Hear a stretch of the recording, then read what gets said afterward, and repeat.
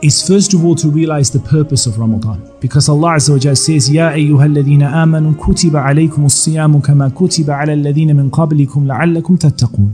O you who believe, fasting has been made obligatory for you like it was obligatory for those who came before you, so that you might increase in obedience to Allah and decrease in disobedience to Allah. So in preparation for Ramadan, you need to be prepared to be more obedient to Allah and less disobedient to Allah, to do more sunan and to do less haram, and to do less disliked actions.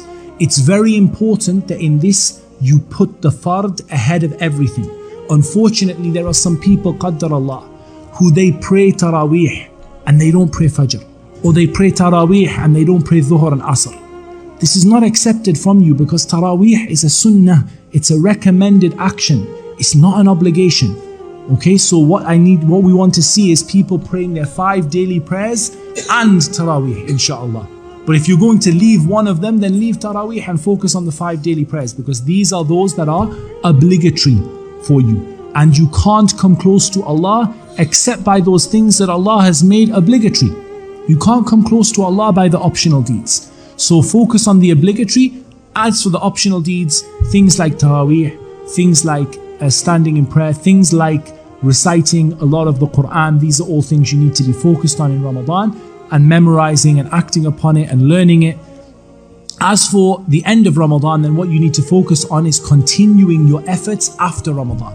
Because the sign that someone's deeds have been accepted is generally what? That they are given the ability to continue doing good deeds after that.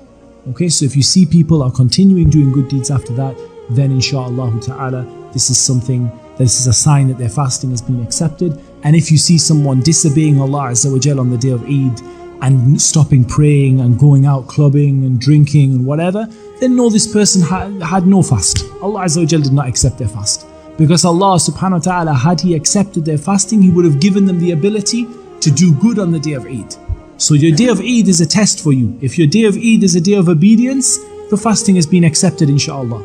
And if your day of Eid is the worst day of the year for you in disobeying Allah, then this is a sign that your fast has not been accepted.